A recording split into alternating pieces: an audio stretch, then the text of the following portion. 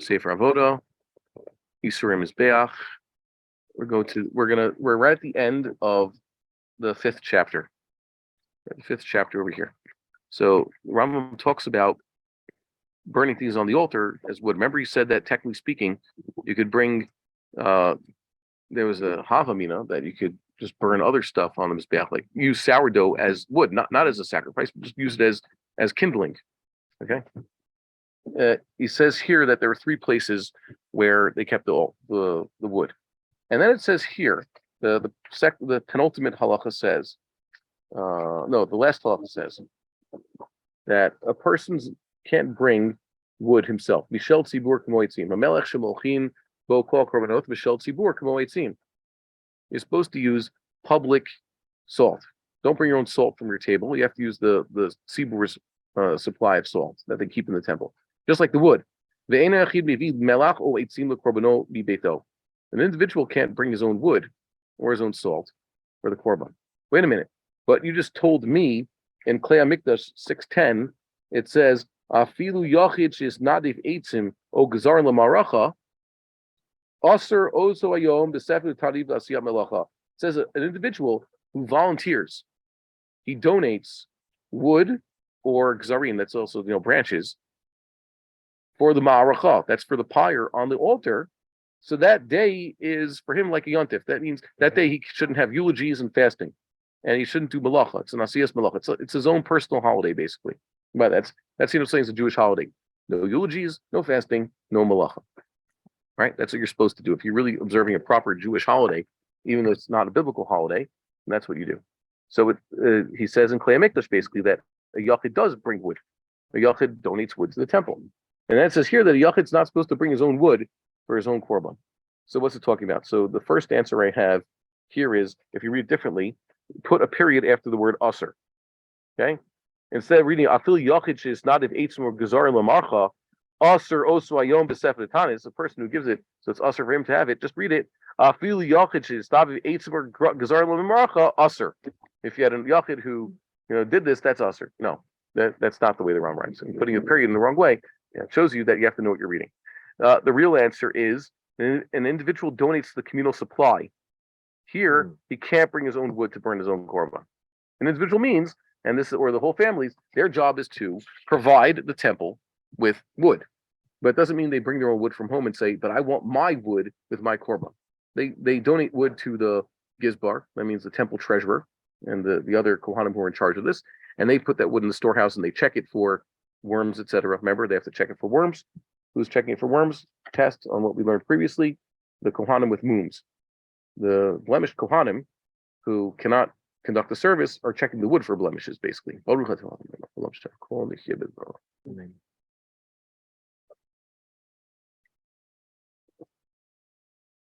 Nothing like Israeli water.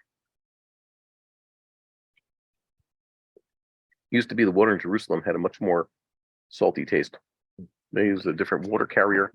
I remember coming to Jerusalem, they wanted to filter it, had like a minerally, and it actually had a salty taste to it. I could not get used to. And thank God, I came back to Jerusalem a few years later, and it's now it's okay. Things have improved, thank God. Remember what they used to do in the old days? You heard about what they used to do before the founding of the state, their water supply? Boros. They basically had to make sure that they would catch a lot of rainwater in these cisterns underground, and that's what they had for water, the old-fashioned way. And if it didn't rain, so they would thirst. The same way they fill the mikvahs, Okay. Next halacha. We'll start the sixth parak. It says here, we should read Ma'aseh Korbanos 2:1 to explain what Nesachim covers both grain and wine offerings. Okay? Mincha is limited to meal offerings. What does it say in, you guys can turn to Ma'aseh Korbanos 2:1 just for a definition here. Okay? Okay? Oh, you have it? So let's go to Ma'aseh Korbanos. It's the next section of halachas. So the Rambam says there, Hayayin v'asoles shemevi'in ima korban hena nikriin nesachim. The wine and the fine flour, even though it's not ground fine as we saw. Okay, it's not nowadays you buy wheat flour, it's ground up really well. It's like dusty, Here it says no, it actually is. It's a coarse. It's fine in the fact that they take out all the bran, but it's still coarse pieces. It's a semolina. So he calls that nesachim. Nesachim, which is literally translated as libations, and you would think means just wine. Nesachim covers both wine and meal offerings. La soleth levada nekret minchat nesachim. And when you're talking about just the soleth, that's called the mincha of the nesachim. Okay? The meal offering of the libation. But libations, nesachim covers mincha, a meal offering, and this. And by the way, meal offering, meal doesn't mean like we say a suda, like, oh, I had a nice meal. Meal, it's like Yiddish and Germanic language is milling. When you mill something. So matzah meal in English is called mel in Yiddish. It means milled matzah. It means you regrind the matzahs. Okay, good. Oh, my father's not here to hear that. Okay, so minchat nesachim ena tuna lo tenufa lo agashav lo levona. Minchat nesachim, so that doesn't require tenufa, waving it ceremoniously or bring it to the kohen with, and doesn't also require its own frankincense. Okay, but still needs melach. Now that we know this term, now that we're clear about these terms, we can learn this halacha. What does tamim mean? Tamim means without flow. What does it mean? Or tamim tiye ima shem lokecha. The Ramban counts as a mitzvah. The Rambam doesn't. You know that? What does it mean? Why? Because the Rambam agrees with all the halachas. Once again, the Ramban says that's a mitzvah, positive mitzvah in the list. The Rambam, by his, I guess you could say, the Rambam says doesn't count it as a list on one of the, the 613. It's not one of the positive commandments because it's just a result of not being superstitious. The Rambam says, and he does paskin, he agrees. The Ramban agrees with him in this one, that going to fortune tellers, necromancers, etc., that's all forbidden. And if you avoid doing all those and seeking out false prophets and the rest of those charlatans, so then you will be tamim, you will be flawless with God. Okay, you won't be superstitious, but it's not a positive commandment that goes on the list. And that's a thing. It's a real malacha to figure out how the Rambam orders the mitzvahs. But it's not that he disagrees with the essential halachas. They agree on that, Rambam and Rambam. Okay? So tamim in this case means flawless.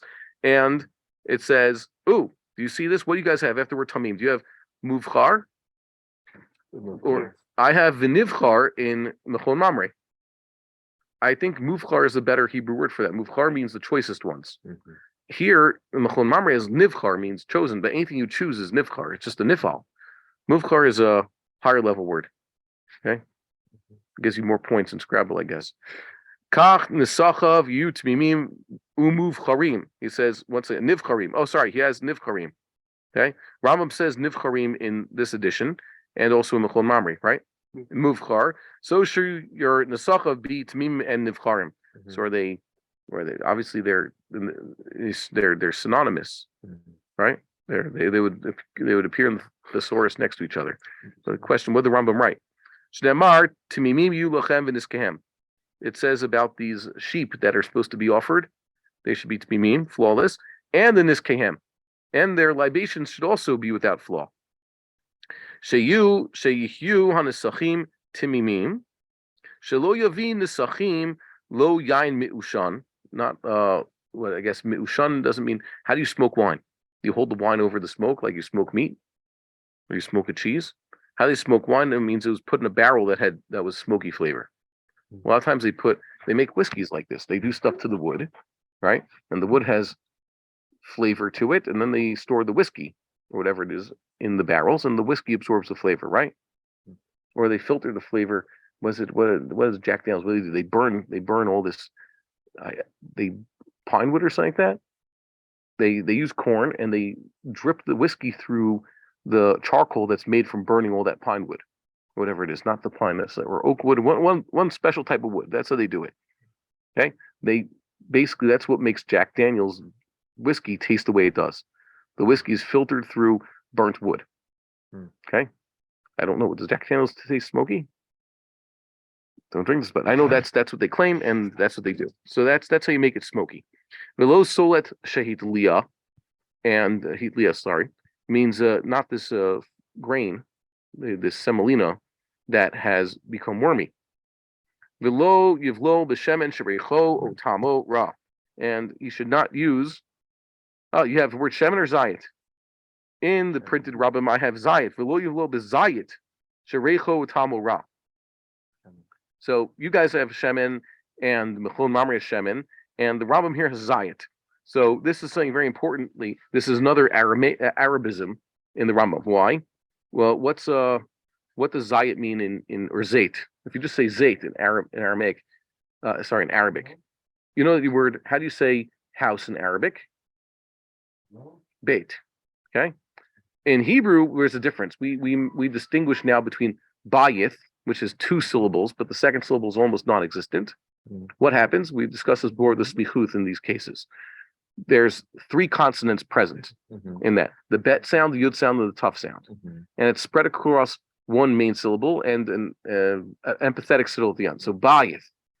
If you had to coalesce that word into one syllable, but preserve all the consonants and represented, you can make it beith or beith. Okay? Let's say ray or chirik. So when you say, let's say beith, you hear all the consonants. You hear a bet sound, you hear a tough sound, and you hear the yud sound in the middle as part of the chirik or the tzerei. So in Arabic, they just have beith. Okay? In the smichut or the nifrad. In Hebrew, you have a distinction. So too, in Hebrew, you have zayith and zayth.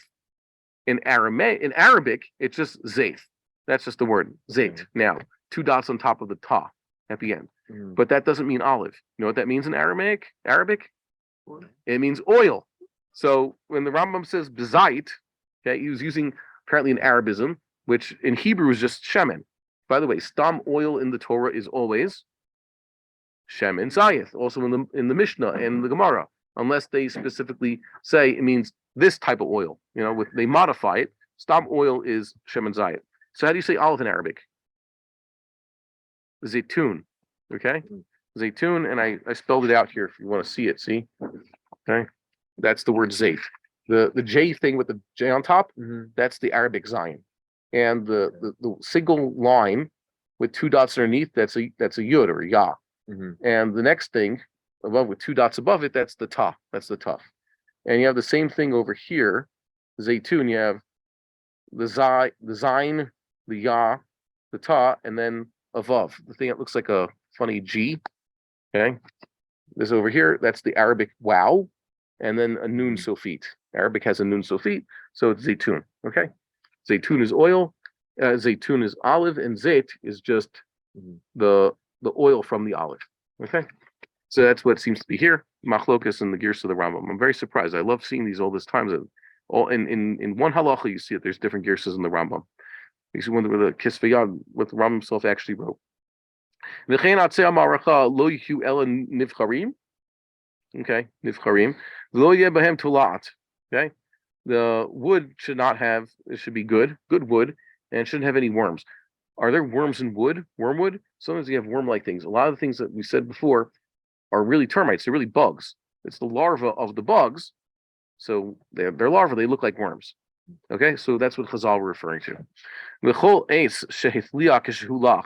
Any wood that became wormy when it was still moist, still had its natural moisture to it, pasul Mizbeach, disqualified for the altar. If it developed this worminess once it was already dry wood, go right to makom sheitliya. He could cut out the wormy part, and the rest of the wood is fine. Watzei stira psulim. What's atzei stira? That means they're part of a construction or part of an item, and now they're just being used for firewood. It's done. This couch has seen its last. Oy gewalt. They call this atzei lag v'omer, because around this country now, it's bad enough they have the Meron bonfire, which the Chasam Sofer wanted to do away with. Now it's like a competition. Every single child or group of children have to find as much of whatever they could get their hands on to burn and make a bonfire the night of Lag BaOmer. You have to close your windows in Lag BaOmer around here. Everybody has a bonfire. Everybody has to have it. And it tells you they have a competition. They have a big open place. They make gigantic pyres. And they start collecting them right after Pesach. That's when they start doing it. These kids, they collect everything. So they call it anything that's wood and that's garbage is Atzei Lag BaOmer. That's what Atzei Stira here is. God should protect us from this ridiculousness. Those skills would be very useful. Yeah. To yeah. Lo'olam lo yaviu el chadashim. You have to bring new wood. And this brings up something interesting. They say eights. What's the eights in Elon? This has to do with Hilchos Brachos. So it says that we're going to see where did this come up? No, it wasn't Daf Yomi. We're learning it's something Shabbos related. Bori pri ha'etz. It doesn't mean tree.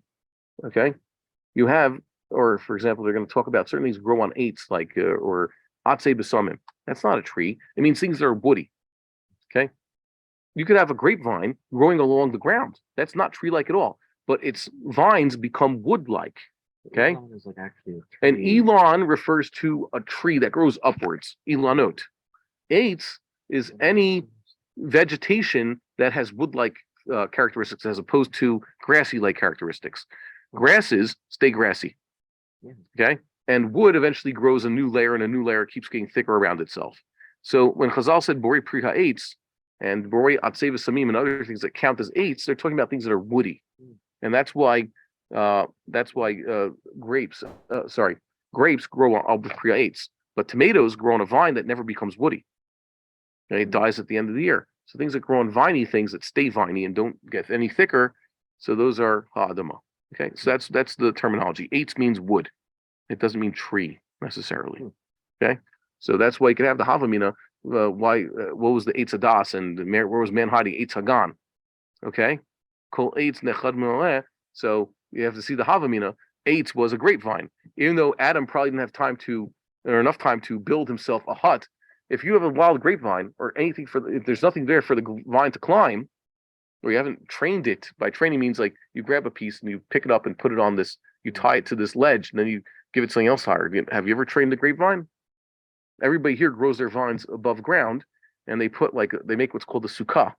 You make a little like a sukkah, like we have in front of our house. I extended that one, so that's what it is. My father-in-law built one in back. So if you would just let the vine grow, it has to get lucky that maybe there's branches that could reach just by a little bit and climb. Our grapevine in back climbed the eucalyptus tree. It was going up to the second floor. It's the only eucalyptus tree that grows grapes. Okay. So, but the gardener came one day, was trimming stuff. He cut that part that grows up the eucalyptus tree. So now there's no more grapes on the eucalyptus tree. Eucalyptus is a very barren tree, doesn't give fruit. So that's what it means here. Okay. So a grapevine, I would assume in the Garden of Eden, unless God built a sukkah for the grapevine, it was on the ground. But the Eitz Hadas, according to one major opinion, which isn't talking like literally, talking like you're reading something into between the lines. The Eitz Hadas is wine, is grapes. Okay, doesn't mean it was a tree. So you have to bring fresh wood for the temple. Okay. I have a note here. Atze Lag Hamakdish yayin pasul o sodet psula o shemen pasul o itzim psulim lamizbeach. Let's say a person dedicates wine, stoleth, wood, oil, all these things, but they're not they're disqualified from the Mizbeach. You shouldn't be offering these. Okay. Harei hadavar safek. So now we have a safek. Okay. What do you do with it? Im domin leval mum bambehema veloke. Is it like he's dedicated a balmum of an animal? You dedicate an animal, it's obviously a balmum, so you should be lashed for that. No, enam kival mum. Or is it not like dedicating a balmum animal, and therefore you shouldn't be lashed? So we don't know if he's completely exempt from the punishment or exempt. So we'll give him a makas mardus for it. Makat mardut is punishing for violating rabbinic precept. Right? It doesn't. Well, that's official. Okay. Have you ever seen a person receive makat mardut? No, I hope not. Yeah. We have anything else here? Hold on. Okay. Fourth halacha. Hasoth v'ayayin v'ashemen v'alvuna v'ofoth v'aitzim uchlei shareth shenifsalu. That's a long list. What do we have? Soleth, that's the flour, wine, oil, frankincense, birds, and wood. Klei shareth. Klei shareth is temple vessels that have become disqualified. Osha nitmu, where they've become contaminated. Well, if it's a vessel, there's an easy way to uncontaminate it, but still contaminated. Ein podinotan. They are not redeemed. Redeem means a person pays their value plus a little bit more to the temple treasurer, and then those things become chulin. He walks out with them. It says in the Torah about ha'arich and erechim that the Kohanim have to make an evaluation how much these things are worth. It says they stand them up. La'amid means to literally stand something else up. It's a hifyul of la'amod, right? Kol sheyeshno b'ha'amada ne'arach. So sometimes it says that the Kohen is ma'amid the sotah or ma'amid the mitzorah. Those are people. The Kohen says stand right here. So only things that could be literally stood up, okay, can be evaluated by the Kohanim so you can find their cash value. The elu, these things, flour, oil, wine, frankincense, birds, wood, and kalim cannot be stood up. I'll give you two shots here. Stood up literally, that is, things that are alive. Okay? Anything could stand up literally. Why aren't birds? Can a bird stand? No, birds don't stand up. They just perch. Okay? It's not considered standing. Make sense?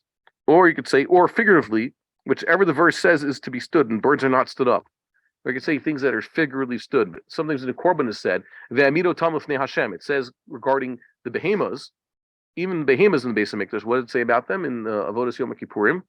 He takes the two goats, right? So, and one's Yoamad Chai, the one that goes to Azil, Yoamad Chai, shall be stood up there. So maybe it's just figurative expression, and the Torah never describes birds as being stood up in the altar. So two shots here. Is Hamid literal, things that can be stood up, or is it figurative? And it's only whatever the Torah describes as having been stood up by Kohanim.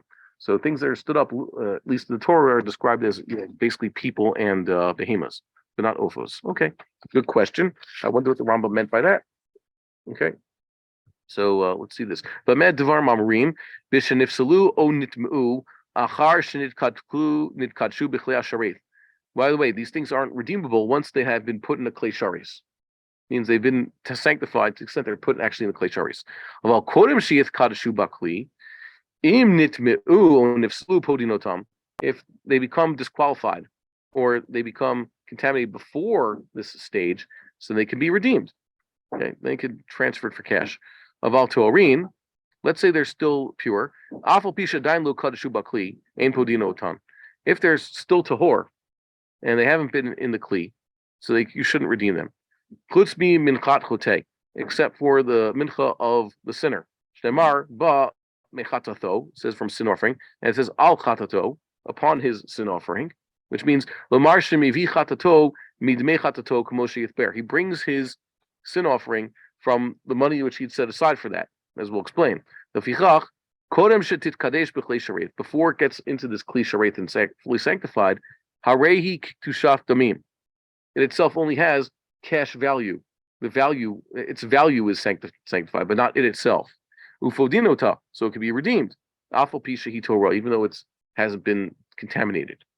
And it doesn't have the same sanctity. It's not that this flour is meant, has inherent sanctity. It's just cash value sanctity. Any of the nisachim that become contaminated, he makes a separate pyre of wood out of them and he burns them on the altar. So it basically is, what do you do with a nesech? What is a nesech? A wine offering. What happens to a nesech? What's the proper way to offer a nesech? Yeah. So in the first temple, I think it was, we saw this, the Mizbeach was smaller, right? So the hole basically goes underneath the place of the Mizbeach. So the way the Kohanim poured it was, they'd stay at the edge of the Mizbeach and it basically poured over the side, so it'd go into the hole. And the later Mizbeach was bigger, so it covered over the hole, even though the roof of the Mizbeach was there, so they poured it into this bowl-like aperture that had a hole that went straight down through the Mizbeach, and that's how it went down. Okay, so that's how you offer proper nesech. It goes down to the shithin, as they say. And if the nesech is disqualified because it got contaminated, what do? You burn it on the altar. You burn the wine on the altar, like on wood. So we just said nesachim includes flour. Okay, so instead of burning the flour on the altar and making it into a mincha, you give it its own pyre. That's the non-korban fire. It's actually on the roof of the mizbeach. But how do you burn wine? Okay. So Rashi says you burn it on the floor. Yeah, just soak it into something else. Yeah, I think so. Says Oselam, okay, Ladas Rashi, Sorfomotam al Ritzpat Hazara. Well, you burn it on wood or something like that. You put a wooden pile on the floor of the altar of the mizbeach, not on the roof of the mizbeach. You burn it there. So what do you soak the wood with the wine? Wine does burn a little bit if it's alcoholic. I don't know. If you soak wood with wine, would it burn? Also, we got to think: is it the thick wine?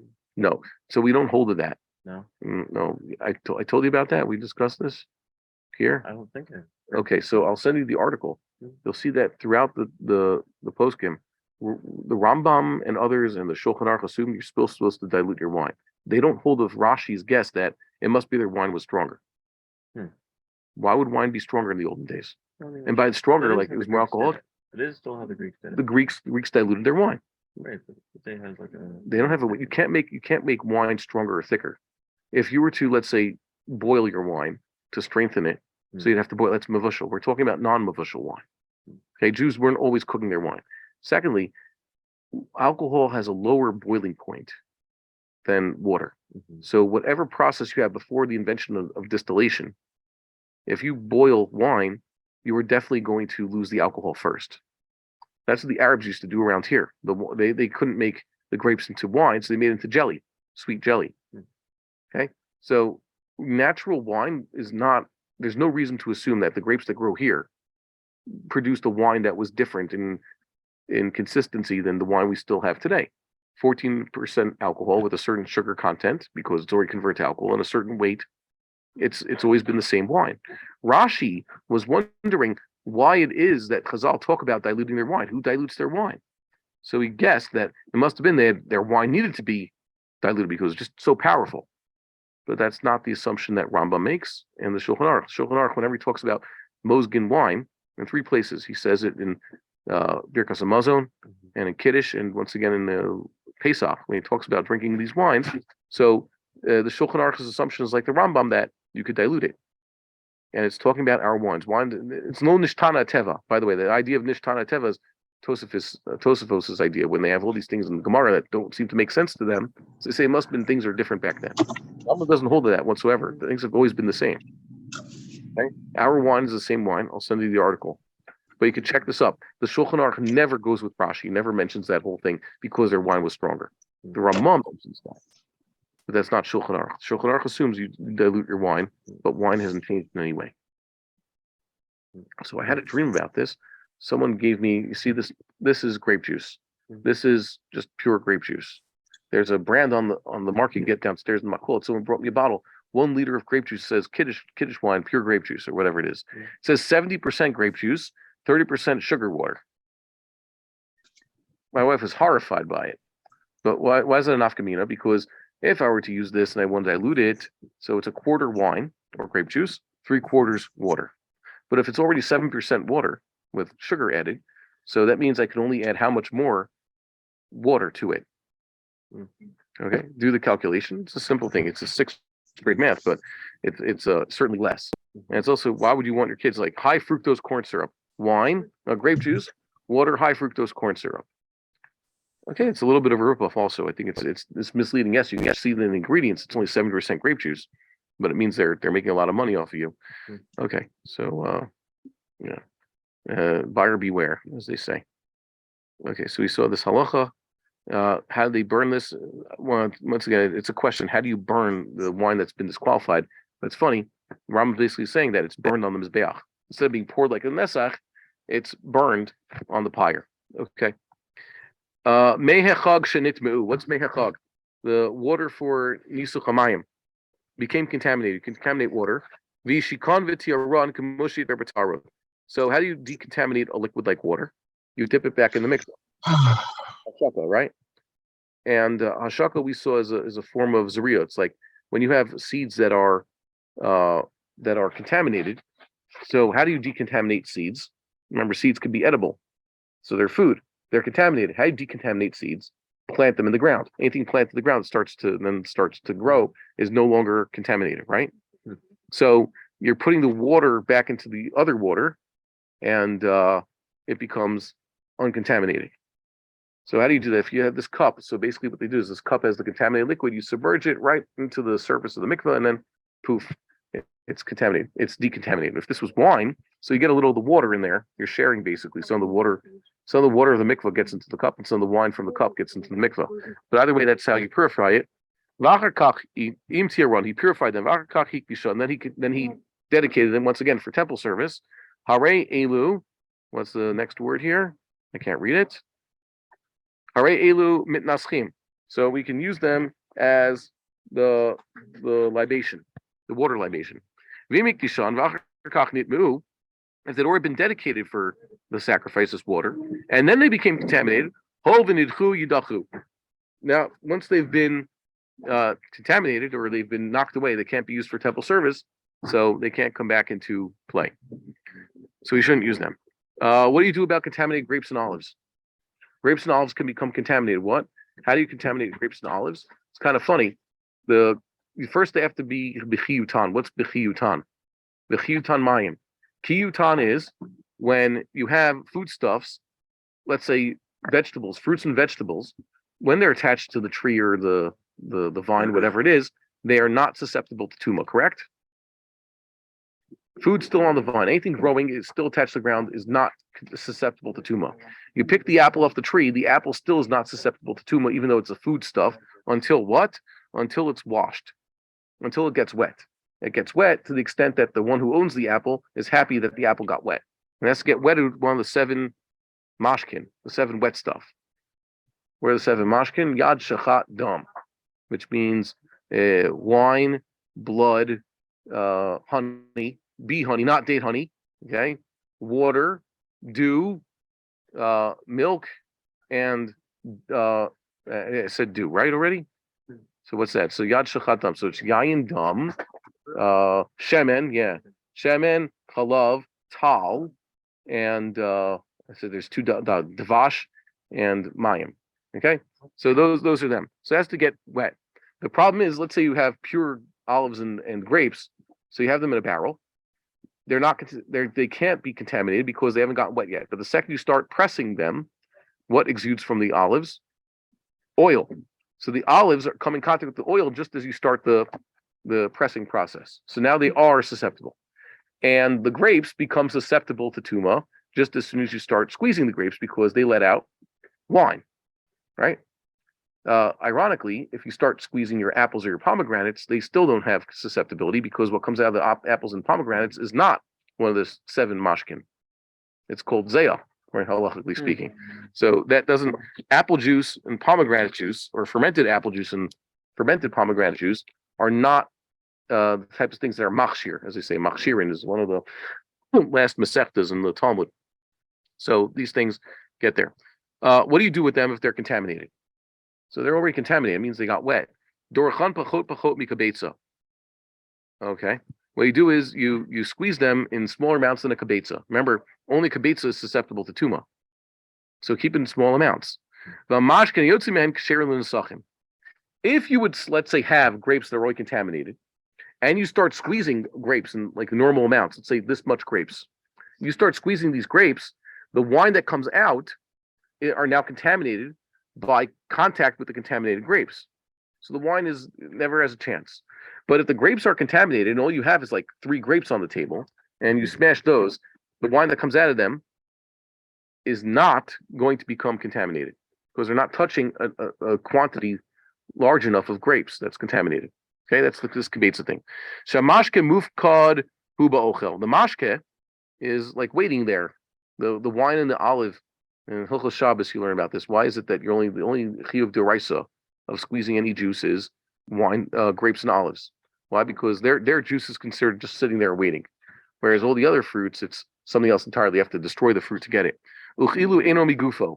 It's not part of the olive and the grape, so they can escape the olive and grape without technically coming into contact with them. If you have contaminated apples and what do you call it? If you had contaminated apples and pomegranates, let's say, already they were contaminated because they touched water or blood, and you wanted that to happen, and then you contaminated them, so the mashke that comes out of them will be contaminated mashke, like a contaminated water, but it's not one of the things that causes things to become susceptible. There's a difference, even though the Mishneh, it's very confusing. Why? The Mishneh uses one term, something that's been mukhshar, that means it's now gotten wet and is now susceptible to tuma. The Mishneh often just calls that tameh. That is susceptible to tuma, and doesn't actually mean it is tameh. A lot of times it says tameh, it means it got contaminated, and sometimes it just means available for contamination because it's been wetted. You guys learned this Mishnah yet? You seen pieces of it? Which one? It's in Machshirin. No. Oh, you have to learn Taras. Like I said, we have to get through all these things so we can start learning Taras now, because this is very important, and especially if you've squeezed grapes and olives. I've never done olives. I've squeezed grapes a lot of times and made wine, but never olives, never olive oil. Mhm. Okay, olive oil is messier than wine. Why? Wine's water soluble. Everything just washes out. Even if like red wine, as long as you just wash it right away, it comes out. But olive oil stains. Olive oil is oily, and olive oil also has colors. The higher level of olive oil is reddish and blackish. You seen that? You get red stuff out of olives. Yeah, some pretty nasty stains. Okay. Yeah. Let's see here. The most basic stuff you're supposed to use for your skin, by the way, don't use any hand creams ever. They're all full of carcinogenic chemicals.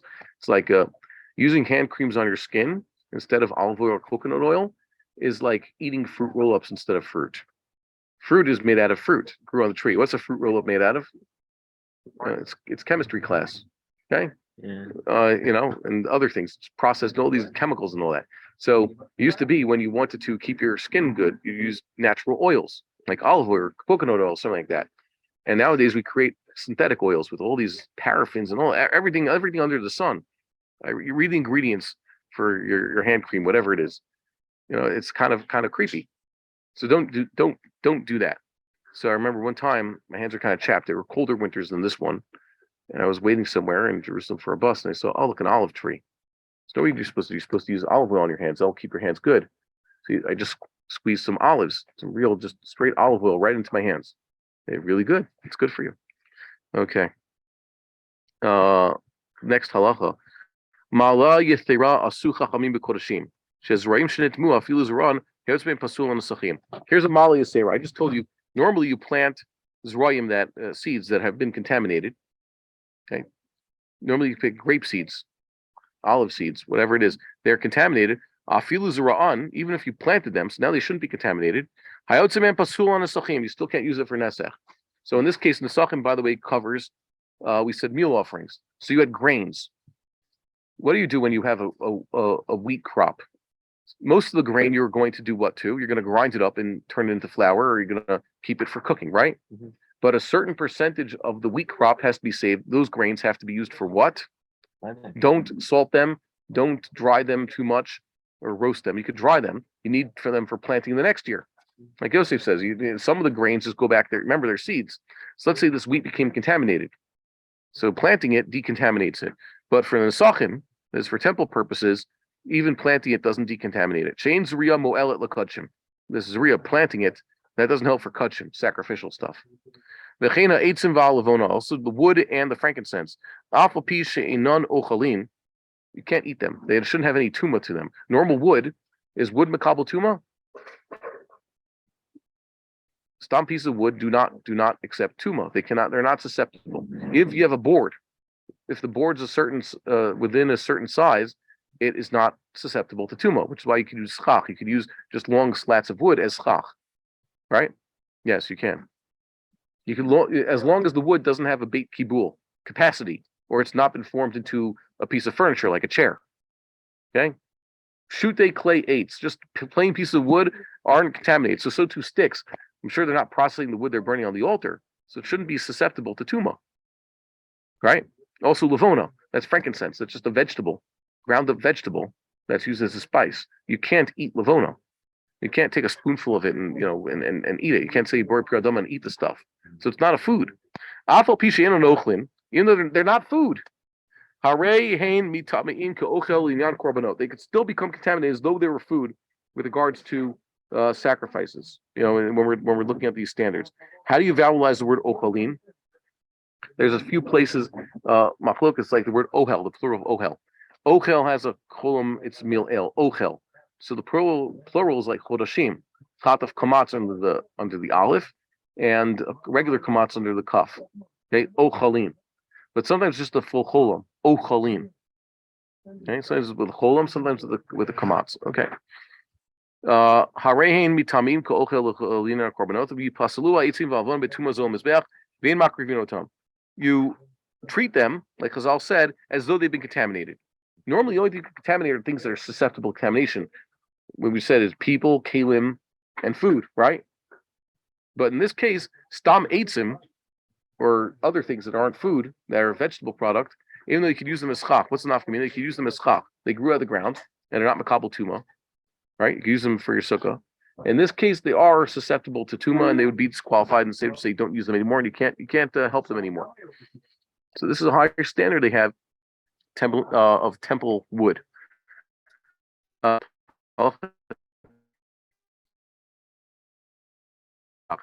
Where does this come up? The Rambam says we should cross-reference Hilchos Kiddush. Okay? Have you ever heard someone say that you can't use yain of bushel or just grape juice for Kiddush? What? The Rambam. Okay, but the problem is it's obviously not the Rambam says, because the Gemara that discusses this in what was it, Bava Basra? I made a note about this. I keep looking this up because I keep forgetting it. The Gemara there says obviously it's not the complete standard, because the Mishneh says explicitly that you can use fresh grape juice for Kiddush. What does it say?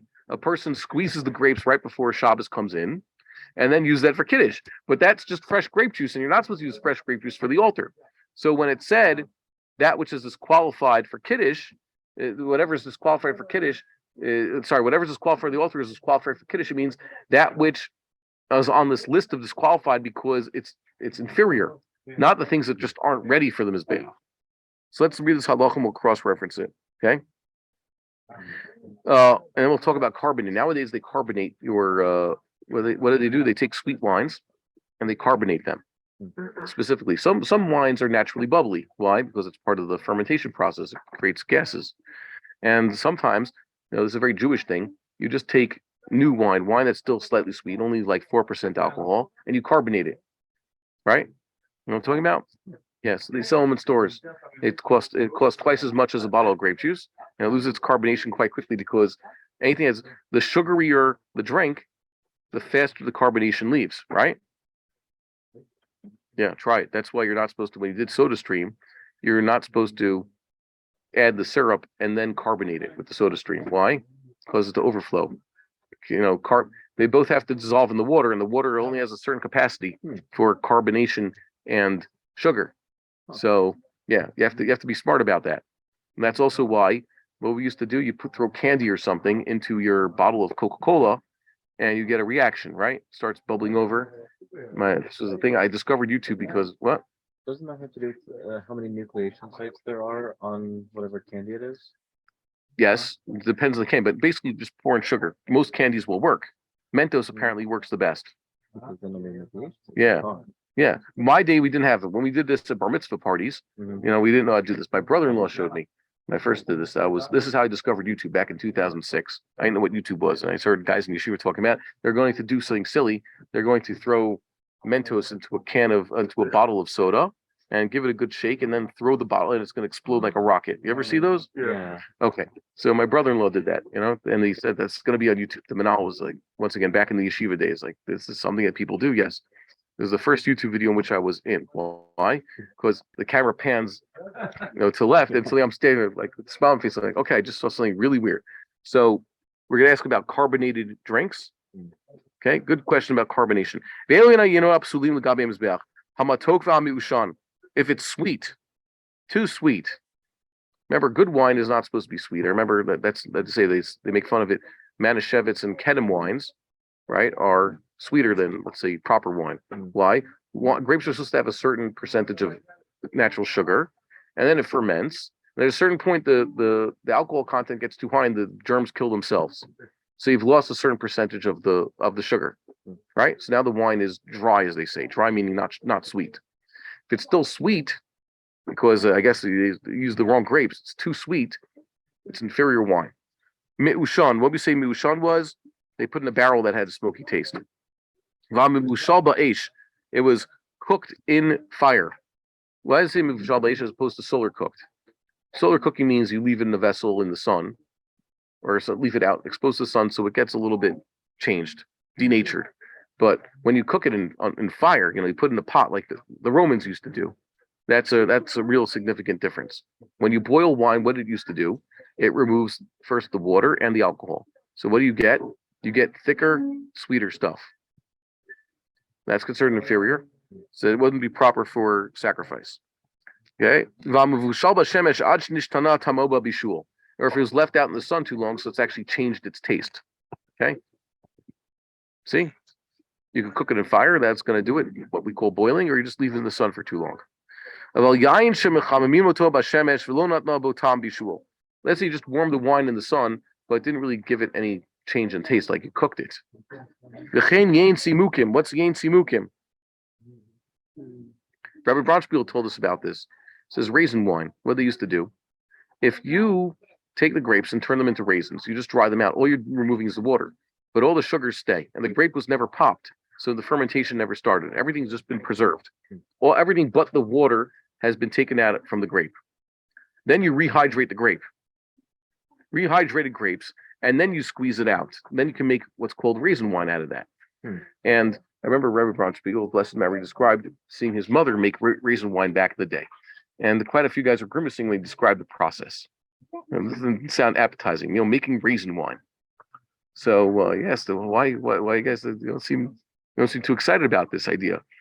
He asked me why are you not excited? So I had to explain to Rebbe, because people have this vision. You just said your old mother was doing this. We're imagining some woman in a babushka and in a shtetl, smashing grapes in water. It doesn't. I don't know. It doesn't have the right look to it, right sound to it. But that's what they used to do. They used to make raisin wine. Remember, you ever hear of Hadrianic wine? Describing the Gemara, Hadrian's wine. Hadrian had them knead earthenware out of wine. Earthenware is made of like a certain clay and water, right? So instead of the water components, you use wine. And what do? So you get earthenware pieces that basically have wine in them, and earthenware dissolves. If you don't bake it right, it'll dissolve when you put it back in water. So what they do, they would use this to carry wine a long distances. And then they throw the earthenware shards into the water, mix it around. It would dissolve the clay, and the wineness would get into the water. And that's when they had wine to go. Okay, Hadrianic wine. So this is raisin wine is another way to basically water takes up a lot of weight. Raisins weigh a fraction of what the grapes do. So if you're not going to be able to make the wine now, what you do is dry the grapes and rehydrate them later in order to get the wine out of them. So you can't do that for the temple. Fresh wine, straight from the wine press, that hasn't sat for 40 days. It takes about 40 days to get a proper fermentation and get the outright alcohol content. The yain hadaliot. What's the yain hadaliot? It means that they would have the the vines climb. What do you call it? They would high perches, like we have here in the yeshuv, like I described. You build yourself something that's about 8 feet high, and the vine comes out of the ground, and it's trained to cover over you and gives you shade. Really, the better wine grows. It's what's called ragliot, the vines that stay next to the ground. Nowadays, in proper vineyards, they only let the vines grow about a meter or so above the ground. Okay, that's what they have. They have them on stands, like these poles. They're right where the vine comes out of the ground, and they're trained only to grow a certain height. And then they have like wires that go between these stands, but they don't grow more than a meter above ground. Okay, when you do it in your house, you're growing sweet table grapes, so you let them grow higher. The best grapes, though, grow along the ground. Vines are allowed to just roam. That's the best one. So daliot are the ones that are hanging. V'yein kerem hanatua v'erashleim obavidazvolim, or wine from a vineyard that is planted in a beit hashplachim. That means a place that they always have to water it. Okay, not enough. It doesn't get enough natural precipitation, so they have to irrigate it. Why is that important? Because here in Eretz Yisrael, if there's a proper winter, enough water during the winter months, you don't need to water your vine. They have deep enough roots that a good enough winter does it. That's why a lot of people, like what happens in the yards, it grows either you really take care of your grapes and you have a nice sukkah, or they grow like weeds in other places in the backyard. My father discovered we had a grapevine behind the first house we were in here, growing wild. He's like, look in the summer, they have grapes. They're not trained in anything. There's nothing holding them up. They're mamish on the ground. My neighbor also has this. So if it rains enough, he doesn't take care of it. If it rains enough during the winter, that's enough. But sometimes people put a vineyard where they're not supposed to, so they have to water it themselves. Hold on a second. To respond to this. The answer is yes. So all these types of grapes are disqualified, okay? Or it says, or Yen Karam Shilo Ne'avad. They didn't work the field. That means what? I remember the gardener came, he said, you have fruit trees. What you need to do every now and then is aerate the soil around the fruit tree. Take a hoe or something and scratch up the soil and flip it over. You have to aerate the soil. That helps the fruit tree. So too, grapevine is like a fruit tree. At the base of the grapevine, you have to aerate it every now and then. It's called ne'avad. And if you don't do that, so they're not going to grow so well. So all these types of wine are disqualified. Okay. This says, okay, hold on. I skipped something. Beras volim. What's beras volim? That's where they're throwing garbage. Nowadays, remember, garbage back then wasn't such a bad thing. There weren't plastics and chemicals, and everything was basically biodegradable. But it just means a place where they had the garbage heap. Garbage dumps didn't really exist in Chazal's times because everything was either taken away by animals or decomposed pretty quickly. And so yeah, we destroy the environment, basically. Let me see this here. Oyein gefanim shenizra zera beinehem. Or you have wine from vines where there's other things growing between them. What's the problem with that? It's not kilei karim, by the way. If they're too close enough, if wheat is growing between the vines, so what's the problem? So that's kilei karim. That's like lo tizrach karmacha kilayim. Can't grow grain next to it. It means that there's other things that are taking away the nutrients right between the vines. You don't start growing cabbages, space between where you have grapevines are gonna, take away the nutrients. Also, you don't want weeds growing there. Okay, so all these things are things you don't want. Okay. Oh, yin karam shalom evad, and like I said, it wasn't processed. Okay. Where does he draw the line? I was a little confused here. We may be kasher. What's going on here? How did the Rambam begin this halacha? Says here, let's make this thing. He says here, over here, there's a period. What's puzzle? Matok me'ushan me'ushal be'esh me'ushal b'shemesh ajat nishtana tamo. Those are all completely disqualified. And now these other ones, inferior wine. It was heated in the sun, raisin wine, fresh wine, grapes that grew high, remember the badly cultivated grapes. All of them should not be used l'chadchila, but b'diavad they're kosher. Make sense? So let me see the notes here. For Kiddush May, these are l'chadchila. Okay, so here's a quote. Okay, lo ne'amar b'yayin haroy l'gabe hamizbeach elohotzi reichora megula umevushal. The Gemara says this, and that's what the Rambam. That's what the halacha is. And it said you can't use for Kiddush stuff that you can't use for Mizbeach. It was referring to these three categories: Reichel Ra, Megula, and Mevushel. What's Reichel Ra? It smells bad. It's gone vinegar. Megula means it was left open and exposed. In the olden days, they had, scorpions and snakes that were a lot more common, and they could, the dirt floors, and they left the wine open, so they would have gotten in there, maybe put something in there. So this has to be the halacha because the Mishneh explicitly allows Yaim Yigito for Kiddush. You can't just say that whatever is disqualified with Mizbeach is therefore disqualified for Kiddush because it's patently not true. It means that certain things are really disqualified. But you can say Kiddush on, let's say, flavored wine or wine that's, like it says here, it was grown in the base of volume. It wasn't the best. A person basically, if he didn't aerate the soil around his grapevine, so l'chadchila you shouldn't use that as for the Mizbeach, but it doesn't mean you can't make those grapes into Kiddush wine. Let's see another halacha. Yain shenit gala, exposed wine. Pasul gam Mizbeach, like I just said. It was left open in the olden days. That's how it was. Hidla gefen al gabe te'ina. He trains the vine to grow on a fig tree. They're right near each other. This isn't kilaim. It's an extension of the grapevine. Starts to grow up on the fig tree. Why? The fig tree is nice, so he wants to combine them. Yena psula nesachim. So you can't use its wine for nesachim. Bipnei nishtana richo. It actually affects them. The grapevine, if the grapevine twists itself around some of the wood, a branch of some other tree, it'll start absorbing from that tree. If you take a piece of the grapevine, as I'll call this harkava, it's not grafting in the sense of with a different species, but what you do is you take some of the grapevine and you insert it into the ground. You bury that part of the grapevine in the ground. What happens? It takes root over there. So now the grapevine has a new area of root.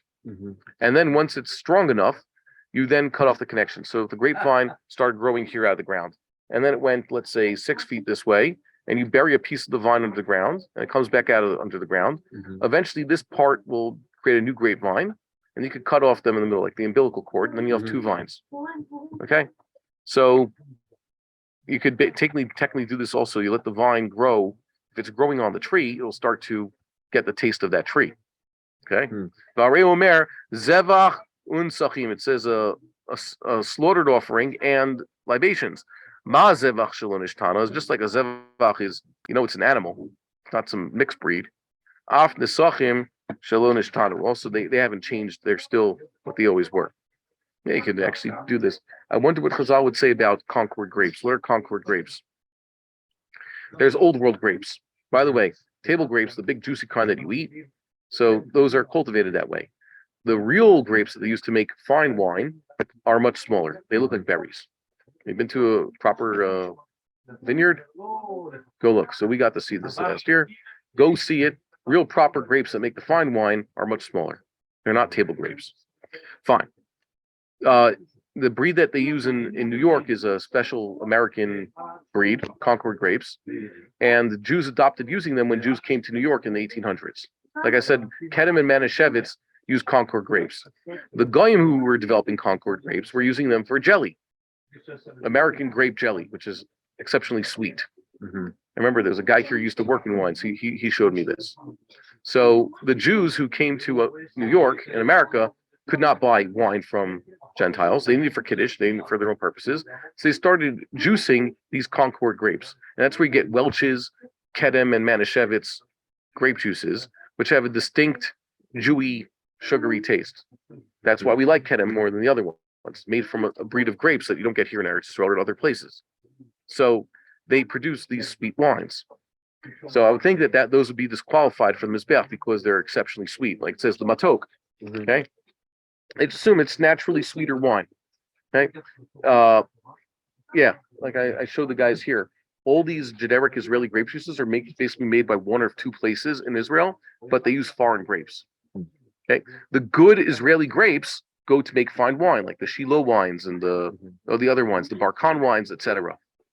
But the generic Israeli grape juice with that distinct taste, they get the grapes from Italy, Turkey, South America, Tunis, places like that, in mass. And those aren't fine grapes; they're just mass-produced large grapes, and they juice them here in Mishra Dumim, and there's a place up north in Tavor where they're doing it. That's why they taste differently. That's why these grape juices, they don't taste like Kedem, but they also don't taste like the fine Israeli wine that we get.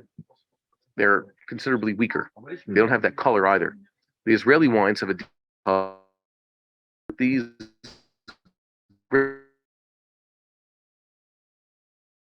Some other group has some kind of. This says Rami Levy on it, but it's all one company that's making all the generic wines for all the places. Mm-hmm. They can go into the Makol. You see, it's the same producer for all of them. So it has a certain weakness in color. None of the wines have that color. Why? Because the wines are made from a totally different breeds of grapes. Hold on. Okay, let's see the next halacha. This is a good one. Solas shehithliya. Sorry. It's mil el. Solas shehithliya ruba. O shehithliya rova chitim shena asaf mehen. Psula. The soleth, the semolina goes bad. It has worms now in it. Or most of the wheat kernels already got bad. They already have worms in them. Psula. Hithliya rov chita achas ariza suffix. If you can see that one grain is entirely wormy, now you have a suffix. One among them, maybe it's ruined all the other ones. So what do you do with the suffix? V'chol solesh shenishar kemach psula. Any solet that also has kemach, that means the very finely milled stuff that's like dust. Because you can inhale, it gets in the air like dust. So that's a problem. So how do you check it? Ketzad bodka machnisa gizbar yado letocha solet. He sticks his hand in this. Should be solid. Im Allah ba'avak. If dust pops up with it, okay. So it's disqualified until he goes and sifts it again. Sift out the flour and keep the bigger chunks. If you had solet of chitim, of a wheat that was planted in this Beit HaShleim, which we said was an irrigated field, it needs irrigation.